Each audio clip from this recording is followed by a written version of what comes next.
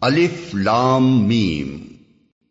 کیا لوگوں نے یہ سمجھ رکھا ہے کہ وہ بس اتنا کہنے پر چھوڑ دیے جائیں گے کہ ہم ایمان لائے اور ان کو آزمایا نہ جائے گا؟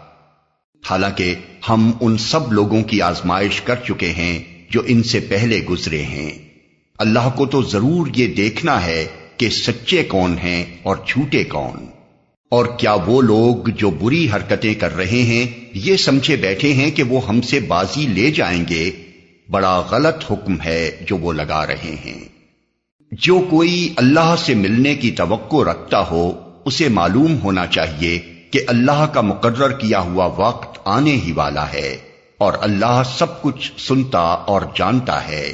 جو شخص بھی مجاہدہ کرے گا اپنے ہی بھلے کے لیے کرے گا، اللہ یقیناً دنیا جہان والوں سے بے نیاز ہے۔